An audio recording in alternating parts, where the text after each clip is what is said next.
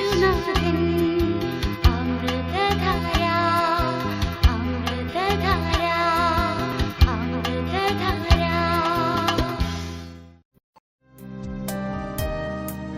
ഞങ്ങളും ക്രൂശിക്കപ്പെട്ട ക്രിസ്തുവിനെ പ്രസംഗിക്കുന്നു.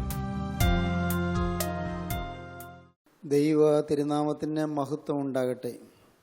രൂത്തിൻ്റെ പുസ്തകത്തെക്കുറിച്ചാണ് നാം ധ്യാനിച്ചും ചിന്തിച്ചും വരുന്നത്. രൂത്തിൻ്റെ പുസ്തകം കയ്പിൽ നിന്ന് മധുരത്തിലേക്കും കയ്പിൽ നിന്ന് അനുഗ്രഹത്തിലേക്കും വന്ന പുസ്തകമാണ് എന്ന് നാം ചിന്തിക്കുകയുണ്ടായി. From bitterness to blessedness, from bitterness to sweetness. ദൈവത്തിന് സ്തോത്രം. രൂത്തിൻ്റെ പുസ്തകം ഒരു ലവ് സ്റ്റോറിയാണെന്ന് പറഞ്ഞത് നിങ്ങൾക്ക് ഓർമ്മയുണ്ടായിരിക്കും. രൂത്തിൻ്റെ പുസ്തകം ഒരു പ്രണയ കഥയാണ് എന്ന് പറഞ്ഞു. എന്നാൽ അത് ഒരു ഹാർവെസ്റ്റ് സ്റ്റോറിയുമാണ്. ഹാർവെസ്റ്റ്, വിളവെടുപ്പിൻ്റെ കഥയാണ്. വലിയ വിളവെടുപ്പ്. ക്ഷാമം മാറി വിളവെടുപ്പ് കിട്ടി. ക്ഷാമം മാറി സമൃദ്ധി കിട്ടി. From famine to fullness, from famine to feast. ക്ഷാമം മാറി ഫുൾനെസ് കിട്ടി, നിറവ് കിട്ടി. ക്ഷാമം മാറി സമൃദ്ധി കിട്ടി, സമർത്ഥമായ ഭോജനം കിട്ടി. ദൈവത്തിന് സ്തോത്രം. അതൊരു ഹാർവെസ്റ്റ് സ്റ്റോറിയാണ്. Harvest story. ഹാർവെസ്റ്റ്, വലിയ വിളവെടുപ്പിൻ്റെ കഥ. വലിയ വിളവെടുപ്പാണ് കിട്ടിയത്, വലിയ വിളവെടുപ്പ്. രൂത്തിൻ്റെ പുസ്തകം 3-ാം അധ്യായത്തിലേക്ക് വരുമ്പോൾ 1-ാം വാക്യത്തിൽ നാം കാണും വിശ്രമത്തിൻ്റെ കാര്യം. വിശ്രമം ലഭിക്കുമെന്നാണ്. ഇന്ന് നമുക്കാർക്കും വിശ്രമമില്ല. നമ്മുടെ മനസ്സ് വിശ്രമമില്ലാതെ അഴലുകയാണ്. ഒരിക്കലും സ്വസ്ഥതയില്ല. ടെൻഷനെന്നും ഫ്രസ്ട്രേഷനെന്നും മറ്റും പറയുന്ന ചില പ്രതിഭാസങ്ങൾ നമ്മുടെ ജീവിതത്തെ ഇന്ന് കൈയടക്കിയിരിക്കുകയാണ്. Tension, frustration, നൈരാശ്യം ബാധിച്ചിരിക്കുന്നു. ഒരിക്കലും ഒരു സ്വസ്ഥതയില്ല. മനുഷ്യ മനസ്സ് ആകുലതയിൽ വലയുകയാണ്. മനുഷ്യ മനസ്സ് ആവലാതി കൊണ്ട് വിങ്ങുകയാണ്. എന്നാൽ രൂത്തിൻ്റെ പുസ്തകം 3-ാം അധ്യായം 1-ാം വാക്യം വായിക്കൂ.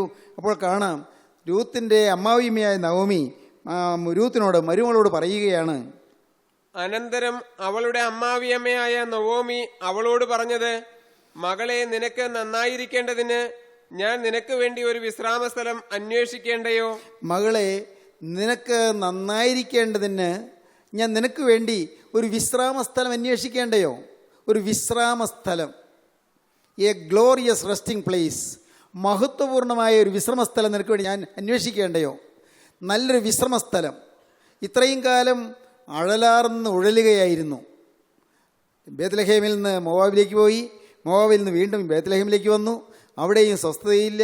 യവക്കൊയ്ത്തിൻ്റെ വയലിലേക്ക് ഇറങ്ങിച്ചെന്നു. വയലിൽ കൊയ്യാൻ അറിഞ്ഞുകൂടാ രൂത്തിന്. രൂത്ത് കൊയ്യുന്നവരുടെ പിറകെ നടക്കുന്നു. പിടുത്താൾ വെറുക്കിയെടുക്കുന്നു. അവരുടെ കറ്റയിൽ നിന്ന് ഊർന്നു വീഴുന്നതെല്ലാം വെറുക്കിയെടുക്കുന്നു. കഷ്ടപ്പാടും ദുരിതവും ബെത്തപ്പാടും ജോലി തിരക്കും തന്നെ. എന്നാൽ മോളെ, എന്നും ഇങ്ങനെ ഒരു ജോലി തിരക്കുണ്ടോ? എന്നും ഇങ്ങനെ കഷ്ടപ്പാട്? നിനക്കൊരു വിശ്രമം വേണ്ടേ? അമ്മ മോളോട് ചോദിക്കുകയാണ്. എത്ര ആർദ്രതയുള്ള വാക്കുകൾ! ആ വാക്ക് തന്നെ പ്രത്യേകം ശ്രദ്ധിക്കണം. മകളെ, ഒരമ്മയും മരുമോളെ വിളിക്കുന്ന വാക്കാണ്. മോളെ, സ്നേഹത്തോടെ വിളിക്കുന്നു. ഹൃദയത്തിൽ നിറഞ്ഞ സ്നേഹം.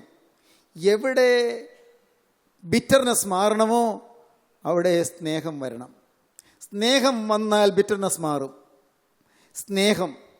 ഈ നവമിയുടെ ജീവിതത്തിൽ അബദ്ധം പറ്റിയാണ് തെറ്റായൊരു ചുവടുവെപ്പിലേക്ക് പോയത്. A wrong step and a wrong decision. തെറ്റായൊരു സ്റ്റെപ്പ് എടുത്തു. മോവാബിലേക്ക് ഇറങ്ങിപ്പോയത്. അപ്പത്തിൻ്റെ വീടായ ബേത്ലഹേമിൽ നിന്ന് കലഹത്തിൻ്റെ ദേശമായ മോവാബിലേക്ക് പോയത് തെറ്റായൊരു ചുവടുവെപ്പായിരുന്നു. അത് നാം കഴിഞ്ഞ പ്രാവശ്യം ചിന്തിച്ചതാണ്. എന്നാൽ നവമിയുടെ ജീവിതത്തിൽ ഒരു ഗുണമുണ്ടായിരുന്നു. നവമിയുടെ ജീവിതത്തിൽ സ്നേഹം എന്ന ഒരു സ്വഭാവം ഉണ്ടായിരുന്നു. എന്തെല്ലാം പാകപ്പിഴകൾ വന്നെങ്കിലും എല്ലാം സ്നേഹത്തിൽ മുങ്ങിപ്പോകും. നിഷ്കളങ്ക സ്നേഹം, നിർമ്മല സ്നേഹം. സ്നേഹമെന്ന ഒരു വികാരം അത് നമ്മുടെ ഒരു കൈമുതലായിരിക്കട്ടെ, നമ്മുടെ സ്വത്തായിരിക്കട്ടെ. സ്നേഹം ഉണ്ടെങ്കിൽ അവിടെ വിനയമുണ്ട്. സ്നേഹമുണ്ടെങ്കിൽ അവിടെ ക്ഷമയുണ്ട്. സ്നേഹമുണ്ടെങ്കിൽ അവിടെ വിട്ടുവീഴ്ച മനോഭാവമുണ്ട്. സ്നേഹമുണ്ടെങ്കിൽ അവിടെ ഐശ്വര്യമുണ്ട്. ഒരു വീടിൻ്റെ ഐശ്വര്യം എന്ന് പറയുന്നത് എന്താണ്? വീടിൻ്റെ ഐശ്വര്യം ആ വീട്ടിലെ സ്നേഹമാണ്. ആ വീട്ടിലുള്ളവർ പരസ്പരമുള്ള സ്നേഹമാണ്. ആ കൂറിണക്കമാണ്. നല്ല സൗഭാഗ്യമുള്ള കുടുംബജീവിതം എന്ന് പറയുന്നത് എന്താണ്? സൗഭാഗ്യമുള്ള കുടുംബജീവിതം, സ്നേഹമുള്ള കുടുംബജീവിതം. ഭാര്യയും ഭർത്താവും ഒരു ഹൃദയം, ഒരു മനസ്സ്, ഒരു ലക്ഷ്യം, ഒരേ ഒരു ലാക്ക്. രണ്ടുപേരുടെയും ചിന്താഗതികൾ ഒന്ന്. അവിടെ ഒരുപക്ഷെ ഏതെങ്കിലും തരത്തിൽ ഏതെങ്കിലും കാര്യങ്ങളിൽ നിസ്സാരമായ ചില പൊരുത്തക്കേടുകൾ വന്നാലോ അതെല്ലാം സ്നേഹത്തിൽ മുങ്ങിപ്പോകും, ഐക്യത്തിൽ ഒന്നായി തീരും. സ്നേഹത്തിൽ മുങ്ങിപ്പോകണം. സ്നേഹത്തിൻ്റെ ഒരു മഹാനദിയിലൂടെയുള്ള പ്രവാഹമാണ് വാസ്തവത്തിൽ നമ്മുടെ ജീവിതം. അതിന് നാം തയ്യാറാകണം. സ്നേഹം, കർത്താവേ എൻ്റെ ജീവിതത്തിൽ സ്നേഹം തരണമേ. ഇന്ന് പലപ്പോഴും നമ്മുടെ ഹൃദയത്തിലെല്ലാം ദോഷമായി കാണുന്ന ഒരു പ്രവണതയാണുള്ളത്. ദോഷമായിട്ടേ കാണൂ. എന്ത് കണ്ടാലും ദോഷം മാത്രം ചിന്തിക്കും. അവിടെ തിന്മ മാത്രം കാണും. സിനിക്സ് എന്ന് ഇംഗ്ലീഷിൽ പറയും. ദോഷൈക ദൃക്കുകൾ, ദോഷം മാത്രമേ കാണൂ. ഏതൊരു നല്ല കാര്യം കണ്ടാലും അതിനപ്പുറം ദോഷമേ കാണൂ. ഏതൊരു നല്ല കാര്യം നോക്കിയാലും അവിടെ ഒരു ദോഷം മാത്രം കാണും. അതായിരിക്കരുത് നാം ഓരോരുത്തരും. വിശ്വാസികൾ പ്രത്യേകം ശ്രദ്ധിക്കുക. നാം എവിടെയും എന്ത് നന്മയുണ്ട് എന്ന് കാണാൻ നോക്കണം. ദോഷൈക ദൃക്കുകളാകരുത്, സിനിക്സ് ആകരുത്. നേരെ മറിച്ച് നന്മയുണ്ട്, നന്മ എന്തുണ്ട് എന്ന് നോക്കണം. ആ നന്മ നാം സ്വാംശീകരിക്കണം. ആ നന്മ നാം സ്വന്തമാക്കണം. എവിടെയുമുള്ള നന്മകൾ നാം സ്വീകരിക്കണം. നവമി മരുമോളെ സ്നേഹിക്കുന്നു. രൂത്തിനെ ഉള്ളഴിഞ്ഞ് സ്നേഹിക്കുന്നു. ഓരോ ഭാഗത്ത് വായിക്കുമ്പോൾ കാണും, കേട്ടോ മോളെ, മകളെ. എപ്പോഴും ഈ അമ്മ ആ മരുമോളെ മോളെ എന്നാണ് വിളിക്കുന്നത്. ശ്രദ്ധിച്ചാൽ കാണാം. നിങ്ങൾക്കൊരു പാഠം തരാൻ വേണമെങ്കിൽ നിങ്ങൾ രൂത്തിൻ്റെ പുസ്തകം വായിച്ചിട്ട് അമ്മായിയമ്മ മരുമോളെ വിളിക്കുന്ന, മകളെ എന്ന് വിളിക്കുന്ന അത് മാത്രം ഒന്ന് അണ്ടർലൈൻ ചെയ്യൂ. ഇപ്പോഴല്ല, നിങ്ങൾ പോയി ഇരുന്ന് അങ്ങനെയാണ് വേദപുസ്തകം പഠിക്കുന്നത്. അതിൽ നിങ്ങളുടെ ഹൃദയത്തിൽ നിങ്ങൾക്ക് ഉൾപ്പുളകം കൊള്ളാൻ പറ്റും. നിങ്ങൾക്ക് ഹൃദയത്തിൽ സന്തോഷിച്ച് പുളകിതരാകാൻ സാധിക്കും. കാരണം വേദപുസ്തകത്തിൽ ആ സ്നേഹത്തിൻ്റെ മാതൃക നാം കാണുകയാണ്. അമ്മയും പറയണം, കേട്ടോ മോളെ, എന്ന് നമുക്ക് ഈ കഷ്ടപ്പാട് പറ്റുമോ? നമുക്കൊരു നല്ല കാലം വേണ്ടേ? നമുക്കൊരു വിശ്രമം വേണ്ടേ? കേട്ടോ മകളെ, നിനക്ക് നന്നായിരിക്കേണ്ടതിന് ഞാൻ നിനക്ക് വേണ്ടി ഒരു വിശ്രമസ്ഥലം അന്വേഷിക്കേണ്ടയോ? അമ്മായിയമ്മ മരുമോൾക്ക് വേണ്ടി കരുതുകയാണ്. അവൾക്കൊരു വിശ്രമം കൊടുക്കാൻ ആഗ്രഹിക്കുകയാണ്. ഇന്ന് ക്ഷമിക്കണം, പല അമ്മായിയമ്മമാരും മരുമക്കൾക്ക് ബദ്ധപ്പാടുകൾ കൊടുക്കുന്നവരാണ്. അവരെ കൊണ്ട് കഠിനമായി ദാസ്യവേല ചെയ്യിക്കുന്നവരുമുണ്ട്. അവർക്കൊരു വിശ്രമം കൊടുക്കാതെ അവരെ കഷ്ടപ്പെടുത്തുന്നവരുണ്ട്. അവരെ ഞെളിവിരിക്കൊള്ളുമാറ് വലയ്ക്കുന്നവരുണ്ട്. അവർ വലഞ്ഞു പോകുന്നതിൽ അല്പം പോലും പ്രയാസമില്ലാത്ത അമ്മായിയമ്മമാരുണ്ട്. മരുമക്കളുണ്ട് കേട്ടോ, ക്ഷമിക്കണം, മരുമക്കളും അമ്മായിയമ്മമാരെ കഷ്ടപ്പെടുത്തുന്നവരുണ്ട്. നമ്മുടെ ഭവനങ്ങൾ എങ്ങനെ ഇരിക്കുന്നു? നമ്മുടെ കുടുംബങ്ങൾ എങ്ങനെ ഇരിക്കുന്നു? നിങ്ങൾക്കിതൊരു മാതൃകയാക്കി എടുക്കാമോ? ഈ വേദപുസ്തകത്തിലെ ഈ പുസ്തകം, രൂത്തിൻ്റെ പുസ്തകം. എന്നിട്ട് എൻ്റെ കർത്താവേ, സ്നേഹത്തിൻ്റെ നിറകുടം ചൂടുന്ന അനുഭവത്തിൽ എൻ്റെ കർത്താവേ, എൻ്റെ കുടുംബത്തെ നീ മാറ്റിത്തരണം. എൻ്റെ കുടുംബത്തിൽ ഐക്യം പുലരണം. എൻ്റെ കുടുംബത്തിൽ സന്തോഷം വളരണം. അവിടെ ഒരു സംതൃപ്തി ഉണ്ടാകണം. അവിടെ പൊട്ടിച്ചിരികളും സന്തോഷത്തിൻ്റെ വർത്തമാനങ്ങളും ഉണ്ടാകണം. അവിടെ ഐക്യം ഉണ്ടാകണം. അവിടെ സ്നേഹം ഉണ്ടാകണം. സ്നേഹം കൊണ്ട് ആ അനുഗ്രഹത്തിൻ്റെ ബന്ധാവിലേക്ക് എല്ലാവരെയും നയിക്കാൻ നമുക്ക് സാധിക്കണം. അമ്മായിയും പറഞ്ഞു, മകളെ, നിനക്ക് നന്നായിരിക്കേണ്ടതിന് ഞാൻ നിനക്ക് വേണ്ടി ഒരു വിശ്രമസ്ഥലം അന്വേഷിക്കേണ്ടയോ? നിനക്ക് നന്നായിരിക്കേണ്ടതിന്. മരുമോൾ നന്നാകാൻ അമ്മായിമ്മ ആഗ്രഹിക്കുന്നു. മരുമോളുടെ സന്തോഷമാണ് അമ്മായിമ്മയുടെ സന്തോഷം. ഇന്ന് അനേകം അമ്മമാരും മകനും മകളും കൂടി ഒന്ന് മിണ്ടിക്കൊണ്ടിരിക്കുന്നത് പോലും ഇഷ്ടമല്ല. മകനും മകളും കൂടി ഒരു യാത്ര പോകുന്നത് ഇഷ്ടമല്ല. മകനും മകളും കൂടി ഒരു ഷോപ്പിങ്ങിന് പോകുന്ന പോലും ഇഷ്ടമല്ല. മകനും മകളും ഒന്ന് ഒരുമിച്ചിരുന്ന് ചിരിക്കുന്ന ഇഷ്ടമല്ല. അവർ സന്തോഷിക്കുന്ന ഇഷ്ടമല്ലാത്ത അമ്മമാരുണ്ട്. പലരുടെയും മനോഭാവം ക്രൈസ്തവമല്ല, ക്രിസ്തീയമല്ല, ക്രിസ്തു വെറുക്കുന്നതാണ്. ദയവായി നിങ്ങൾ ചിന്തിക്കൂ. നിങ്ങൾ മരുമക്കളെ സ്നേഹിക്കൂ, അവർക്ക് വേണ്ടി കരുതൂ. നിനക്ക് നന്നായിരിക്കേണ്ടതിന് ഞാൻ നിനക്ക് വേണ്ടി ഒരു വിശ്രമസ്ഥലം അന്വേഷിക്കേണ്ടയോ? ഈ അമ്മായിയമ്മ അന്വേഷിച്ച വിശ്രമസ്ഥലം ഏതാണ്? നമുക്ക് വായിക്കാം. 3-ാം അധ്യായം 8-ാം വാക്യം വായിക്കാം. അർദ്ധരാത്രിയിൽ അവൻ ഞെട്ടിത്തിരിഞ്ഞു, തന്റെ കാൽക്കൽ ഒരു സ്ത്രീ കിടക്കുന്നത് കണ്ടു. നീ ആരെന്ന് അവൻ ചോദിച്ചു. ദൈവത്തിന് സ്തോത്രം. രൂത്തിന് കിട്ടിയ വിശ്രമസ്ഥലം ബോവസിന്റെ പാദപീഠമാണ്. അമ്മായിയമ്മ പറഞ്ഞു കൊടുത്തു, മോളെ, നീ ബോവസിന്റെ കാൽക്കൽ ചെന്ന് കിടക്കുക. നീ ബോവസിന്റെ കാൽക്കൽ ചെന്ന് അഭയം പ്രാപിക്കുക. ബോവസിന്റെ കാൽക്കൽ, വീണ്ടെടുപ്പുകാരനായ ബോവസിന്റെ കാൽക്കൽ നീ അഭയം പ്രാപിക്കുക. എങ്കിൽ നിനക്ക് നന്നായി വരും. ദൈവത്തിന് സ്തോത്രം. സഹോദരങ്ങളെ, സാക്ഷാൽ വിശ്രമസ്ഥലം ക്രിസ്തുവിൻ്റെ പാദപീഠമാണ്. എല്ലാ ചുമടുകളും കെട്ടിക്കൊണ്ടുവന്ന് അവിടെ നമുക്ക് കൊണ്ടുവന്ന് വെച്ച് നമുക്ക് ആശ്വാസം പ്രാപിക്കാം. ചുമടുകൾ, ഒട്ടേറെ ഭാരങ്ങളുണ്ട് നമ്മുടെ ജീവിതത്തിൽ. ഈ ചുമടുകളെല്ലാം പാപത്തിൻ്റെ ഭാണ്ഡക്കെട്ടുകളുണ്ട്, ദുരിതത്തിൻ്റെ ഭാണ്ഡക്കെട്ടുകളുണ്ട്, യാതനകളുടെയും വേദനകളുടെയും ഭാണ്ഡക്കെട്ടുകളുണ്ട്, രോഗത്തിൻ്റെ ഭാണ്ഡക്കെട്ടുകളുണ്ട്, കടത്തിൻ്റെ വലിയ പ്രാരബ്ധങ്ങളും ഭാരങ്ങളുമുണ്ട്. ഇതെല്ലാം ചുമന്നുകൊണ്ട് വന്ന് എല്ലാം കഷ്ടപ്പെട്ട് ചുമന്നു കൊണ്ടുവന്ന് കുരിശിൻ്റെ ചുവട്ടിലേക്ക് വയ്ക്കുക. ദൈവത്തിന് സ്തോത്രം. പിൽഗ്രിംസ് പ്രോഗ്രസ് എന്ന് പറയുന്ന പുസ്തകം പരദേശി മോക്ഷയാത്ര എന്ന പേരിൽ മലയാളത്തിലുണ്ട്. നാം വായിക്കേണ്ട പുസ്തകമാണ്. പരദേശി മോക്ഷയാത്ര എന്ന പുസ്തകത്തിൽ ജോൺ ബെനിയൻ എന്ന് പറയുന്നതിൻ്റെ ഗ്രന്ഥകാരൻ വളരെ മനോഹരമായ ഒരു സംഭവം വിവരിച്ചിട്ടുണ്ട്. അതിൽ ആലങ്കാരിക ഭാഷയിലാണ് അത് കഥാപാത്രങ്ങളുടെ പേര് പോലും കൊടുത്തിരിക്കുന്നത്. അതിൽ ക്രിസ്ത്യാനി എന്ന് പറയുന്നൊരു കഥാപാത്രം, ക്രിസ്ത്യാനി എന്ന കഥാപാത്രം, ഈ കഥാപാത്രം അദ്ദേഹം വലിയൊരു ഭാണ്ഡക്കെട്ട് ചുമന്നുകൊണ്ട് പോവുകയാണ്. കരഞ്ഞുകൊണ്ടാണ് പോകുന്നത്, നിലവിളിച്ചുകൊണ്ടാണ് പോകുന്നത്. വലിയൊരു ചുമട് ആ പാവം ക്രിസ്ത്യാനിയുടെ ചുമലിലുണ്ട്. വലിയൊരു ഭാരം, പാവത്തിന് നടക്കാൻ വയ്യ, ക്ഷീണിച്ചു പോകുന്നു. വലിയ ഭാരം. അത് പാപത്തിൻ്റെ ഭാരമാണ്, അത് ആകുലതയുടെ ഭാരമാണ്, അത് ദുഃഖത്തിൻ്റെ ഭാരമാണ്. ഈ പാപത്തിൻ്റെ ഭാണ്ഡക്കെട്ടും പേറിക്കൊണ്ട് ഇങ്ങനെ പോവുകയാണ്. എങ്ങോട്ടാണ് പോകുന്നത്? മോക്ഷപട്ടണത്തിലേക്കുള്ള യാത്രയാണ്. നാശപട്ടണത്തിൽ നിന്ന് മോക്ഷപട്ടണത്തിലേക്കുള്ള യാത്ര. ഈ ലോകത്തിലെ നാശപട്ടണത്തിൽ നിന്ന് നിത്യജീവൻ്റെ മോക്ഷപട്ടണത്തിലേക്കുള്ള യാത്ര. ആലങ്കാരിക ഭാഷയിൽ അലിഗറി എന്ന് ഇംഗ്ലീഷിൽ പറയും. അലിഗോറിക്കലായിട്ട് ആലങ്കാരിക ഭാഷയിൽ അത് എഴുതപ്പെട്ടൊരു പുസ്തകമാണ് പിൽഗ്രിംസ് പ്രോഗ്രസ്, പരദേശി മോക്ഷയാത്ര. മനുഷ്യൻ ക്രിസ്ത്യാനി ഇത് ചുമന്നുകൊണ്ട് പോവുകയാണ്. ചുമന്നുകൊണ്ട് പോകാൻ കാരണം എന്താണ്? അദ്ദേഹത്തിന് ഒരു മനുഷ്യൻ കൊണ്ടുവന്നൊരു എഴുത്ത് കൊടുത്തു. ആ മനുഷ്യൻ്റെ പേര് ഏവങ്കേലിസ്തൻ എന്നാണ്, സുവിശേഷകൻ. സുവിശേഷകൻ ഒരറിയിപ്പ് കൊടുത്തു. ആ എഴുത്തിൽ, നീ ഇപ്പോൾ പാർക്കുന്ന നാട് നാശപട്ടണമാണ്, നീ മോക്ഷമഠത്തിലേക്ക് വേഗം പൊയ്ക്കൊള്ളണം, ഇല്ലെങ്കിൽ ഈ നാട് നശിക്കും, നീയും നശിക്കും, അത് ഇടവരാതെ നീ വേഗം പൊയ്ക്കൊള്ളണം. ക്രിസ്ത്യാനി പോകുമ്പോൾ ക്രിസ്ത്യാനിയുടെ ഭാര്യയായ ക്രിസ്തീന എന്നാളുടെ പേര്, ക്രിസ്തീന പറഞ്ഞു, നിങ്ങൾ എന്തോ അർത്ഥമാണ് കാണിക്കുന്നത്, നിങ്ങൾ ഈ വിഡ്ഢിത്തം കാണിക്കല്ലേ. ഇങ്ങനെയൊക്കെ പലരും പറയും. ഏവങ്കലിസ്തൻ എന്ന് പറഞ്ഞ മനുഷ്യൻ അവനാരാണ്? അവൻ പറഞ്ഞൊന്നും കേൾക്കേണ്ട ആവശ്യമില്ല. ക്രിസ്തീന ഭർത്താവിനെ നിരുത്സാഹപ്പെടുത്തി. പക്ഷേ ഭാര്യ കരഞ്ഞു പറഞ്ഞിട്ടും ശ്രദ്ധിക്കാതെ, മക്കൾ വേദനിച്ച് നിലവിളിച്ചിട്ടും ശ്രദ്ധിക്കാതെ ക്രിസ്ത്യാനി ഈ വലിയ ഭാണ്ഡക്കെട്ടും പേറിക്കൊണ്ടിങ്ങനെ പോവുകയാണ്. ക്രിസ്ത്യാനിയുടെ ചുമലിങ്ങനെ താണിരിക്കുന്നു. കാരണം വലിയ ചുമട്, ഭാരം, പാപത്തിൻ്റെ ഭാരം. പാപത്തിൻ്റെ ഭാരവും പേറിപ്പോകുന്ന ക്രിസ്ത്യാനി കുറേ അങ്ങോട്ട് ചെന്നപ്പോൾ ഒരു വലിയ കുന്ന് കയറണം. വലിയ കുന്ന്. എങ്ങനെ കയറും ഞാൻ ഈ കുന്ന്? ഈ കുന്ന് എങ്ങനെ കയറും? ഈ വലിയ ഭാരം എൻ്റെ തലയിലിരിക്കുന്നല്ലോ, എൻ്റെ ചുമലിലെ വലിയ ഭാണ്ഡക്കെട്ട് വെച്ചുകൊണ്ട് എങ്ങനെ കയറും? വിഷമിച്ച് പ്രാഞ്ചി പാവം കിതച്ച് വേച്ച് ആ കുന്ന് കയറി. അവിടെ ചെന്നപ്പോഴുണ്ട് അവിടെ ഒരു കുരിശ്. ഈ കുരിശിൻ്റെ ചുവട്ടിൽ വന്നു. അത് കഴിഞ്ഞു. കുരിശിൻ്റെ ചുവട്ടിൽ അടുത്ത സ്റ്റെപ്പ് വെച്ചു, അടുത്ത ചുവട് വെച്ചു. അപ്പോൾ ഈ ഭാരം കാണാനില്ല.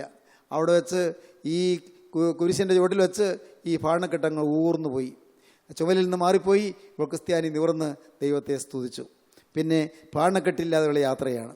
സഹോദരങ്ങളെ, അനേകരുടെ ജീവിതത്തിൽ ഇന്നുള്ള ഈ ജീവിതം ബിസി എന്ന് പറയുന്നുണ്ടല്ലോ, ജീവിതം വളരെ കഷ്ടപ്പാടെന്ന് പറയുന്നുണ്ടല്ലോ. ഏറ്റവും വലിയ കഷ്ടപ്പാട് പാപത്തിൻ്റെ ഭാണ്ഡക്കെട്ടിരിക്കുന്നു എന്നുള്ളതാണ്. പാപഭാരം. ദൈവത്തിന് സ്തോത്രം. അനേകരുടെ മേലെ ഈ പാപത്തിൻ്റെ ഭാരമുണ്ട്. നിങ്ങൾ ചിന്തിക്കൂ, നിങ്ങളെ അലട്ടുന്ന പാപങ്ങളില്ലേ? ചില ഓർമ്മകൾ നിങ്ങളെ വേട്ടയാടുന്നില്ലേ? പണ്ട് വരുത്തി വെച്ച ചില വിനകൾ നിങ്ങളെ വേട്ടയാടുന്നില്ലേ? ദൈവത്തിന് സ്തോത്രം.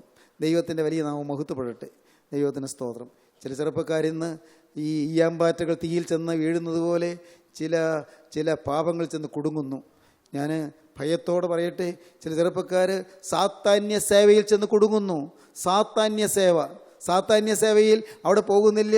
അത് ഇൻ്റർനെറ്റിൽ കടന്ന് ആ സാത്താന്യ സേവ എന്താണെന്ന് നോക്കി അതുമൂലം ചില ബാധകളിൽപ്പെട്ട് ഒഴിലുന്ന ചെറുപ്പക്കാരുണ്ട്. ചില ബാധകളിൽപ്പെട്ട് ഒഴിലുന്നു. അയ്യോ, വേണ്ടായിരുന്നു, കാണണ്ടായിരുന്നു, ആ സൈറ്റിൽ പോകണ്ടായിരുന്നു, ആ ചിത്രം കാണണ്ടായിരുന്നു, സാത്താന്യ സേവയെക്കുറിച്ച് എന്താണെന്ന് നോക്കാനെന്ന് നോക്കിയതാണ്. അയ്യോ, ആ ബാധ വിട്ടുപോകുന്നില്ല, ഭാരത്തോടിരിക്കുന്നു. അനേകം ആളുകൾ ഇന്ന് വേണ്ടാതനത്തിൽ കുടുങ്ങിക്കിടക്കുന്നു. വേണ്ടാത്ത സൈറ്റിൽ ചെന്ന് അത് ഹൃദയത്തിൽ പതിഞ്ഞു പോകുന്നു.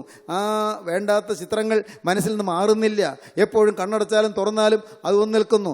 രാത്രി ഉറങ്ങാൻ കിടക്കുമ്പോൾ ഒരു ബാധയായി വന്ന് വേട്ടയാടുന്നു. ഹൃദയത്തിൽ സ്വസ്ഥതയില്ല. പാപത്തിൻ്റെ ഭാരം, പാപത്തിൻ്റെ ഭാണ്ഡക്കെട്ടുകൾ ഇന്ന് അനേകരുടെ ചുമലിരിക്കുകയാണ്. സ്നേഹിതരെ, നിങ്ങളോട് ചോദിക്കട്ടെ, നിങ്ങളുടെ പാപഭാരം മാറാൻ നിങ്ങൾക്ക് ആഗ്രഹമുണ്ടോ? വന്നുപോയ പാപങ്ങളെ ഓർത്തുള്ള ഓർമ്മകൾ നിങ്ങളിൽ നിന്ന് മാറിപ്പോയാൽ നിങ്ങൾക്ക് ആഗ്രഹമുണ്ടോ? പാപങ്ങൾ വന്നുപോയല്ലോ, കർത്താവേ ഞാൻ എവിടെ ചെന്നതില്ല ഇറക്കി വയ്ക്കും, എന്ത് ചെയ്യും? പ്രസംഗങ്ങളിൽ കേൾക്കുന്നുണ്ട്, വചനം കേൾക്കുന്നുണ്ട്, പക്ഷേ ഭാരം മാറുന്നില്ല, ചുമട് മാറുന്നില്ല, ഞാൻ എന്ത് ചെയ്യും? ദൈവത്തിന് സ്തോത്രം. ഇന്ന് പ്രിയപ്പെട്ടവരെ, നിങ്ങൾക്ക് പറഞ്ഞു തരട്ടെ, പരിശുദ്ധാത്മാവ് എഴുന്നള്ളി വന്ന് വചനം സംസാരിക്കുന്നിടത്ത്, വചന ശുശ്രൂഷ നടക്കുന്നിടത്ത്, പരിശുദ്ധാത്മാവ് നടത്തുന്ന വചന ശുശ്രൂഷയുടെ അരികത്തേക്ക് നിങ്ങൾ ഓടി വരിക. അവിടെ ഇരുന്നു കൊണ്ട് നിങ്ങൾ നിലവിളിച്ചു കൊണ്ടിരിക്കുക, കർത്താവേ ഈ ബാധയിൽ നിന്ന് മാറ്റണമേ, ഈ പാവഭാണ്ഡയിൽ നിന്ന് മാറ്റണമേ, ഈ പാപക്കെട്ടൻ്റെ തലമേൽ നിന്ന് മാറ്റണമേ. കർത്താവേ, എനിക്ക് വയ്യായി, ചുമട് ചുമന്ന് ഞാൻ വലഞ്ഞല്ലോ. എൻ്റെ കർത്താവേ, പാപത്തിൻ്റെ ഓർമ്മകൾ എന്നെ വേട്ടയാടുന്നല്ലോ, പാപത്തിൻ്റെ ഭീകരമായ യാതനകൾ എന്നെ പിന്തുടരുന്നല്ലോ. വരുന്നല്ലോ. കർത്താവേ, എനിക്കിത് മാറ്റി തരണമേ. എന്നെ വേട്ടയാടുന്ന സകല ശത്രുക്കളുടെയും കയ്യിൽ നിന്ന്, ദുരാത്മാക്കളുടെ പിടിയിൽ നിന്ന് എനിക്ക് മോചനം തരണമേ. ദുഷ്ടപിശാചുക്കൾ എൻ്റെ പിന്നാലെ വരുന്നല്ലോ. ദുഷ്ടപിശാചുക്കൾ എന്നെ വേട്ടയാടിക്കൊണ്ടിരിക്കുന്നല്ലോ. നാഥ, എൻ്റെ പാപത്തിന് ചിന്തകൾ എന്നിൽ നിന്ന് മാറാതെ നിൽക്കുന്നല്ലോ. ഞാൻ എത്ര ശ്രമിച്ചിട്ടും മാറുന്നില്ലല്ലോ. ഈ ഭീകരബാധ എനിക്ക് മാറ്റി തരണമേ. ഭീകരബാധ എന്നിൽ നീക്കി തരണമേ. ചിലരോടുള്ള വൈരാഗ്യം മാറുന്നില്ലല്ലോ, അതെനിക്ക് മാറ്റി തരണമേ. ചിലരോടുള്ള പകയും വിദ്വേഷവും എൻ്റെ ഹൃദയത്തിൽ പോകുന്നില്ലല്ലോ. എൻ്റെ ഹൃദയത്തിൽ ക്ഷമിക്കാൻ സാധിക്കുന്നില്ലല്ലോ, അതെനിക്ക് മാറ്റി തരണമേ. പ്രിയപ്പെട്ടവരെ, നിങ്ങൾ പ്രാർത്ഥിക്കൂ. കാണാം നിങ്ങളുടെ മുൻവിധികൾ മാറുന്നത്, കാണാം നിങ്ങളുടെ ജീവിതത്തിൽ നിന്ന് പാപക്കെട്ടുകൾ പോകുന്നത്, കാണാം നിങ്ങളുടെ ഹൃദയത്തിൽ നിന്ന് പാപത്തിൻ്റെ ഭാരങ്ങൾ മാറുന്നത്. എല്ലാം യേശു ഏറ്റെടുക്കും. കുരിശിൻ ചുവട്ടിലേക്ക് വരുമ്പോൾ എല്ലാം അവിടെ ഇറക്കി വയ്ക്കൂ. ദൈവത്തിന് സ്തോത്രം. കുരിശ് ഇതാ, നിങ്ങൾ ഗോകുൽത്താ വരെ പോകണ്ട, കാൽവറി വല പോലെ യാത്ര ചെയ്യണ്ട. ഇപ്പോൾ കുരിശിതാ നിങ്ങൾ അരികത്ത് ഒന്നുകൊണ്ട് നാട്ടിയിരിക്കുകയാണ്. കുരിശിലെ രക്ഷകൻ നിങ്ങളുടെ അരികത്തേക്ക് വന്നിരിക്കുകയാണ്. കുരിശിൽ മരിച്ച രക്ഷകൻ ഉയർത്തെഴുന്നേറ്റ് ജീവിക്കുന്ന ക്രിസ്തു നിങ്ങളുടെ അരികത്ത് നിൽക്കുന്ന സമയമാണ്. ഇപ്പോൾ നിങ്ങളൊരു കാര്യം ചെയ്യൂ. യേശുവേ, ഞാൻ അറിയുന്നു നീ എൻ്റെ അരികത്തേക്ക് വന്നിട്ടുണ്ടെന്ന്. ഞാൻ വിശ്വസിക്കുന്നു നീ എന്നെ സ്നേഹിക്കുന്നുവെന്ന് ഞാൻ വിശ്വസിക്കുന്നു. പൈശാചികൻ എന്നെ ചതിച്ചെങ്കിലും നാഥ, എന്നെ വിടുവിക്കുവാൻ നീ ശക്തനാണെന്ന് ഞാൻ വിശ്വസിക്കുന്നു. എൻ്റെ ദൈവമേ, നിന്റെ പാദപീഠത്തിലേക്ക് ഞാനിതാ വരുന്നു. ദൈവത്തോട് പറയുവീൻ. ദൈവസന്നിധിയിൽ നിങ്ങൾ തീരുമാനമെടുക്കുവീൻ. ദൈവസന്നിധിയിൽ നിങ്ങൾ സമർപ്പിക്കുവീൻ. ദൈവസന്നിധിയിൽ നിങ്ങൾ ഹൃദയം പകരുവീൻ. ദൈവകരങ്ങളിലേക്ക് നിങ്ങളെ കൊടുക്കുവീൻ. പാപത്തിൻ്റെ ഭാണ്ഡക്കെട്ടുകളെല്ലാം എല്ലാം നിങ്ങൾ ഇറക്കി വയ്ക്കൂ. വയ്യ കർത്താവേ, ചുമന്ന് ഞാൻ വിഷമിച്ചു. ഈ ഭാരം ചുമന്ന് ഞാൻ വലഞ്ഞുപോയി. നാഥ, ഞാനിതാ വരുന്നു. എന്നെ നീ സ്വീകരിക്കണമേ. എൻ്റെ പാപഭാരങ്ങളെല്ലാം എന്നിൽ നീ മാറ്റിത്തരണമേ. ദൈവത്തിന് സ്തോത്രം. ഇപ്പോഴും പാപഭാരം വരാതെ ഇപ്പോഴും കല്ലിച്ച മനസ്സോടിരിക്കുന്നവരുണ്ടോ? ദൈവത്തിന് സ്തോത്രം. എനിക്ക് അത് ഇന്ന കാരണം കൊണ്ട് പാപം വന്നു, ഇന്ന കാരണത്താലാണ് പാപം വന്നത്. എന്നോട് അപ്രകാരം ചെയ്തപ്പോൾ എനിക്ക് കോപം വരാതിരിക്കുമോ? എന്നോട് അങ്ങനെ ദ്രോഹം ചെയ്തപ്പോൾ എനിക്ക് വൈരാഗ്യം വരാതിരിക്കുമോ? ഇങ്ങനെ ചില ചിന്തകൾ നിങ്ങളെ അലട്ടിക്കൊണ്ടിരിക്കുന്നു. ദൈവത്തിന് സ്തോത്രം. അത് മാറ്റിയിട്ട് ന്യായീകരണങ്ങളെല്ലാം എറിഞ്ഞു മാറ്റുക. ദൈവത്തിന് സ്തോത്രം. എല്ലാ ന്യായീകരണങ്ങളും എല്ലാ ന്യായവാദങ്ങളും മാറ്റിക്കളഞ്ഞിട്ട് നാഥാ, സാത്താൻ എന്നിൽ അവകാശം മുറുക്കിയിരിക്കുന്നു, അവൻ്റെ ബന്ധനം എൻ്റെ മേൽ മുറുകിയിരിക്കുന്നു. ഇപ്പോൾ എന്നെ വിടുവിക്കണമേ എന്ന് നിങ്ങൾ പ്രാർത്ഥിക്കൂ. എനിക്ക് മോചനം തരണമേ എന്ന് പ്രാർത്ഥിക്കൂ. ന്യായങ്ങളെല്ലാം ദൂരെ എറിഞ്ഞു കളയൂ. എല്ലാ ന്യായവാദങ്ങളും മാറ്റിക്കളയൂ. മനുഷ്യരോടുള്ള ഇഷ്ടക്കുറവുകൾ മാറ്റിക്കളയൂ. മനുഷ്യരോടുള്ളതായ സ്നേഹക്കുറവുകൾ മാറ്റിക്കളയൂ. മനുഷ്യരോടുള്ളതായ അഭിപ്രായ വ്യത്യാസങ്ങൾ മാറ്റിക്കളയൂ. അവരെന്നെ സ്നേഹിച്ചില്ല, അവരെന്നെ കരുതിയില്ല, അവരെൻ്റെ കാര്യം നോക്കിയില്ല, അതുകൊണ്ടാണ് എനിക്ക് ഇഷ്ടക്കുറവ് വന്നത് എന്നുള്ള ന്യായീകരണങ്ങൾ മാറ്റിക്കളയൂ. എന്നിട്ട് ഞാൻ തന്നെയാണ് പാപിയെന്ന് നിങ്ങൾ കണ്ടുപിടിക്കൂ. അങ്ങനെ നിങ്ങൾ വരുമ്പോൾ പാപഭാരം മാറിപ്പോകും. ദൈവത്തിന് സ്തോത്രം. അതുകൊണ്ടാണ് മനോഹരമായൊരു ഗീതം, നല്ല മനോഹരമായൊരു പാട്ട് ഞാൻ പഠിച്ചു. ദൈവത്തിന് സ്തോത്രം. പാപഭാര ചുമടെടുത്ത് അവശനായി തളർന്നൊരൻ ജീവിതമേ. പാപഭാര ചുമടെടുത്ത് അവശനായി തളർന്നൊരു ജീവിതം. ദൈവത്തിന് സ്തോത്രം. അത് ഞാനിപ്പോൾ കുരിശിൻ ചുവട്ടിൽ അർപ്പണം ചെയ്യുകയാണെന്ന്. ദൈവത്തിന് സ്തോത്രം. നമുക്ക് പാടാം. പാപഭാര ചുമടെടുത്തവശനായി തളർന്നൊരൻ ജീവിതമേ. പാപഭാര ചുമടെടുത്തവശനായി തളർന്നൊരൻ ജീവിതമേ. തളർന്നൊരൻ ജീവിതം കുരിശിൻ നിഴലിൽ ശാന്തി കണ്ടതിനാൽ തളരാതിനി വാനവിരിവിൽ, തളരാതിനി വാനവിരിവിൽ ചിറകടിച്ചുയർന്നിടം വിരവിൽ, ചിറകടിച്ചുയർന്നിടം വിരവിൽ കുരിശിൻ നിഴലിൽ തലചായ്ച്ചനുദിനം വിശ്രമിച്ചിടുന്നടിയ.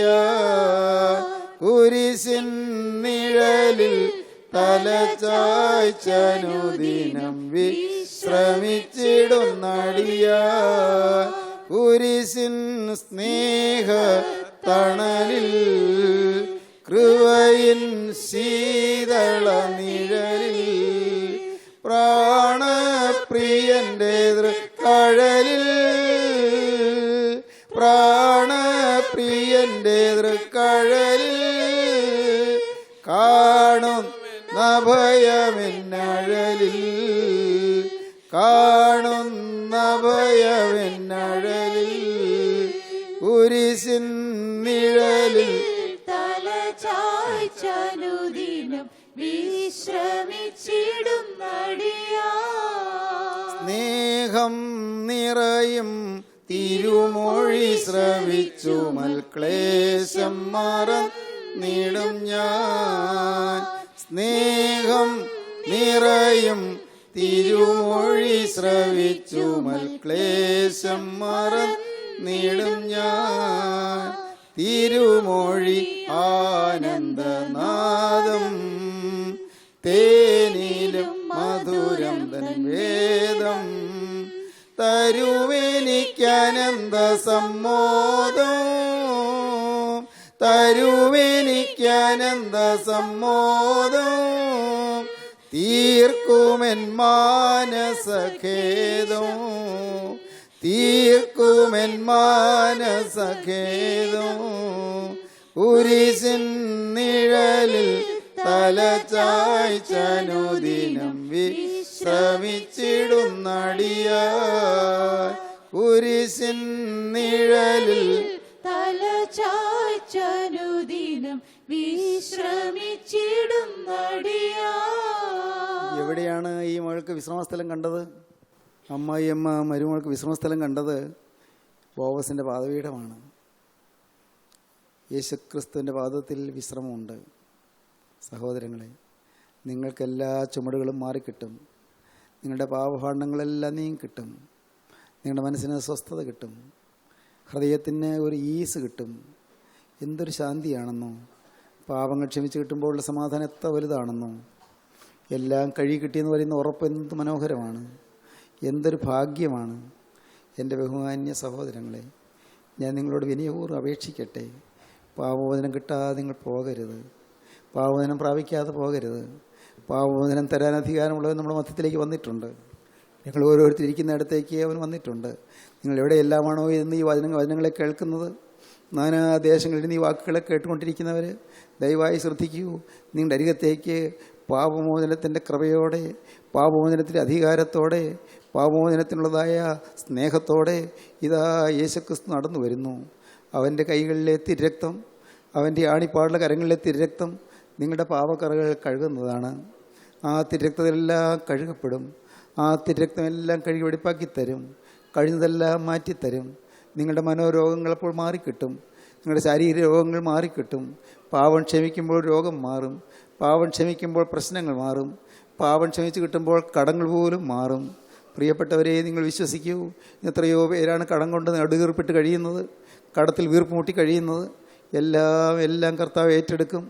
പാപമോചനം തന്നു കഴിയുമ്പോൾ നാം ക്രിസ്തുവിൻ്റെ പ്രിയമക്കളായി തീർന്നു കഴിഞ്ഞു. ജീവനുള്ള പിതാവിൻ്റെ മക്കളായി തീർന്നു കഴിഞ്ഞു. ക്രിസ്തുവിൻ്റെ പ്രിയപ്പെട്ടവരായി തീർന്നു കഴിയുമ്പോൾ നമ്മുടെ ആവശ്യങ്ങൾ ക്രിസ്തുവിൻ്റെ കാര്യമായി മാറും. നമ്മുടെ കാര്യങ്ങൾ ക്രിസ്തുവിൻ്റെ കാര്യമായി മാറും. ആ ഭാഗ്യം നിങ്ങൾക്ക് വേണമോ? ഈ പാവപ്പെട്ട മനുഷ്യൻ്റെ ജീവിതത്തിൽ, നാം ഓരോരുത്തരുടെയും ജീവിതത്തിൽ നമ്മുടെ കാര്യം ക്രിസ്തുവിൻ്റെ കാര്യമായി മാറുക എന്തൊരു മഹാഭാഗ്യമാണ്. നമ്മുടെ കുഞ്ഞുങ്ങളുടെ കാര്യം ക്രിസ്തുവിൻ്റെ കാര്യമായി മാറുക, നമ്മുടെ കുഞ്ഞുങ്ങളുടെ പഠിത്തം ക്രിസ്തുവിൻ്റെ കാര്യമായി മാറുക, അവരുടെ ആരോഗ്യം ക്രിസ്തുവിൻ്റെ കാര്യമായി മാറുക, അവരുടെ വിവാഹം ക്രിസ്തുവിൻ്റെ കാര്യമായി മാറുക, അവരുടെ ഭാവി ക്രിസ്തുവിൻ്റെ കാര്യമായി മാറുക. എന്തൊരു മഹാഭാഗ്യം! ഏൽപ്പിച്ചു കൊടുക്കൂ പ്രിയപ്പെട്ടവരെ. ഏൽപ്പിക്കാൻ കൊള്ളാകുന്ന നിങ്ങളുടെ അരികത്തേക്ക് വന്നിട്ടുണ്ട്. വിശ്വസിപ്പാൻ കൊള്ളാകുന്ന നിങ്ങളുടെ അരികത്ത് വന്നിട്ടുണ്ട്. അവൻ്റെ ആ തിരുവസ്ത്രത്തിൻ്റെ തൊങ്ങൽ നിങ്ങൾ തൊട്ടുരുമിക്കൊണ്ട് പോവുകയാണ്. അവനെ നിങ്ങൾ സ്നേഹത്തോടെ ക്ഷണിക്കാം. നാഥാ, എന്നെ തൊടണമേ, എൻ്റെ മേൽ നിൻ്റെ കരം സ്പർശിക്കണമേ, നിൻ്റെ തിരുവസ്ത്രത്തിൻ്റെ പട്ടുതൊങ്ങൽ എന്നെ തൊട്ടുരുമി പോകണമേ, എന്നെ ഒന്ന് കഴുകണമേ. നാഥാ, എൻ്റെ കഴിഞ്ഞ കാലങ്ങളെല്ലാം മാറ്റി തരണമേ, എനിക്ക് പുതിയ ജീവിതം തരണമേ. എൻ്റെ സഹോദരങ്ങളെ, നിങ്ങൾ പ്രാർത്ഥിക്കുമോ? ഈ സമയം നിങ്ങൾ നഷ്ടപ്പെടുത്താതെ യേശുവിൻ്റെ കരങ്ങളിലേക്ക് നിങ്ങൾ കൊടുക്കുമോ? യേശു വന്നിട്ടുണ്ട്. യേശുവിൻ്റെ അരികത്ത് നിൽക്കുന്നുണ്ട്. യേശു നിങ്ങളെ സ്നേഹിക്കുന്നുണ്ട്. യേശു നിങ്ങളെ കരുതുന്നുണ്ട്. യേശു നിങ്ങളെ വാത്സല്യത്തോടെ നോക്കുന്നുണ്ട്. യേശുവിൻ്റെ കരം നിങ്ങളുടെ നേരെ നീട്ടുന്നുണ്ട്. ഒന്ന് മാത്രം ചെയ്യുവീൻ, ഒന്ന് മാത്രം നിങ്ങൾ ക്രിസ്തുവിൻ്റെ കരങ്ങളിലേക്ക് നിങ്ങൾ കൊടുത്തുകൊണ്ട് യേശുവിന് പറയുവീൻ, കർത്താവേ, എന്നെ തൊടണമേ, എന്നെ തലോടണമേ, എൻ്റെ മേൽ നിൻ്റെ കരം വയ്ക്കണമേ, എന്നെ അനുഗ്രഹിക്കണമേ. പ്രാർത്ഥിക്കൂ പ്രിയപ്പെട്ടവരെ. യേശു നിങ്ങളെ സ്നേഹിക്കുന്നു. യേശു നിങ്ങളെ കരുതുന്നു. യേശുവിന് തിരുരക്തം നിങ്ങളെ കഴുകുന്നു. യേശു നിങ്ങളുടെ രോഗങ്ങൾ മാറ്റുന്നു. യേശു നിങ്ങളുടെ പ്രശ്നങ്ങൾ മാറ്റുന്നു. യേശു നിങ്ങൾക്ക് പാപപരിഹാരം നൽകുന്നു. യേശു നിങ്ങൾക്ക് പാപക്ഷമ തരുന്നു. യേശു നിങ്ങൾക്ക് പാപമോചനം തരുന്നു. യേശു മനോരോഗങ്ങൾ മാറ്റുന്നു. യേശു ഹൃദയത്തിൻ്റെ വിഷാദങ്ങൾ മാറ്റുന്നു. യേശു ഫ്രസ്ട്രേഷൻസ് മാറ്റുന്നു. യേശു സമാധാനം തരുന്നു. യേശു നിത്യജീവൻ തരുന്നു. ഇന്ന് കടന്നുപോയാൽ ദൈവരാജ്യത്തിൽ ചെല്ലുമെന്നുള്ള ഉറപ്പ് നിങ്ങൾക്ക് ലഭിക്കും. ഹല്ലേലൂയ. ഇന്ന് ഞാൻ കടന്നുപോയാൽ ദൈവരാജ്യത്തിൽ എത്തുമെന്നുള്ള ഉറപ്പ് നിങ്ങൾക്ക് ലഭിക്കുന്നു. ഹല്ലേലൂയ. യേശുവിൻ്റെ രണ്ടാമത്തെ വരവിൽ വിശുദ്ധന്മാർ പറന്നുയരുമ്പോൾ ആ കൂടെ ഞാനും പറക്കുമെന്നുള്ള ധൈര്യം നിങ്ങൾക്ക് ലഭിക്കുന്നു. യേശു നിങ്ങളെ തഴുകുന്നു. യേശു നിങ്ങളെ തലോടുന്നു. യേശു നിങ്ങളെ അനുഗ്രഹിക്കുന്നു. യേശു നിങ്ങളുടെ മേൽ നിവർത്തുന്നു. യേശുവിൻ്റെ തൃക്കരം ഇപ്പോൾ നിങ്ങളുടെ തലമേൽ വെക്കട്ടെ. യേശുവിൻ്റെ തൃക്കരം നിങ്ങളെ തഴുകട്ടെ, തലോടട്ടെ, അനുഗ്രഹിക്കട്ടെ, ആശ്വസിപ്പിക്കട്ടെ, അനുഗ്രഹം പകരട്ടെ, ബിറ്റർനെസ് മാറ്റട്ടെ, കയ്പ് മാറ്റട്ടെ, ദുരിതം തീർക്കട്ടെ, എല്ലാ ശാന്തി നിങ്ങളുടെ മേൽ പകരട്ടെ, സമാധാനം വരട്ടെ. യേശുവിൻ്റെ കൃപ നിങ്ങളെ തഴുകി അനുഗ്രഹിക്കട്ടെ. യേശു നാമം മഹത്വപ്പെടട്ടെ. നമുക്ക് പ്രാർത്ഥിക്കാം. കാരുണ്യവാനേ, സ്നേഹവാനേ, ഞങ്ങളെ സ്നേഹിക്കുന്ന ഞങ്ങളുടെ ജീവനുള്ള പൊന്നേശുവേ, അവിടുത്തെ കരങ്ങളിലേക്ക് ഞങ്ങൾ വീണ്ടും ഞങ്ങൾ തന്നെ സമർപ്പിക്കുന്നു. എല്ലാവരെയും അനുഗ്രഹിക്കണമേ കർത്താവേ. വചനം കേട്ടവരുടെ മേൽ തൃക്കരം വയ്ക്കണമേ കർത്താവേ. തിരക്തത്താൽ കഴുകണമേ കർത്താവേ. നിത്യജീവൻ്റെ ഉറപ്പ് കൊടുക്കണമേ കർത്താവേ. എല്ലാവരെയും വാഴ്ത്തി അനുഗ്രഹിച്ച് വിശുദ്ധീകരിക്കണമേ. യേശുവിൻ നാമത്തിൽ തന്നെ ആമീൻ. ഹല്ലേലൂയ. Professor MY Yohannan power vision TV-യിൽ പ്രസംഗിക്കുന്നു. എല്ലാ ദിവസവും രാവിലെ 5:30 ഉച്ചയ്ക്ക് 1:30 രാത്രി 8:30. ഈ ആശ്വാസ സന്ദേശം നിങ്ങൾ ശ്രദ്ധിച്ചുവല്ലോ. നിങ്ങളുടെ അഭിപ്രായങ്ങളും പ്രാർത്ഥനാ വിഷയങ്ങളും ഞങ്ങളെ എഴുതി അറിയിക്കുമല്ലോ. ഞങ്ങളുടെ വിലാസം: professor MY Yohannan, post box number 17, Kolenchery 682311. Phone 9142303096.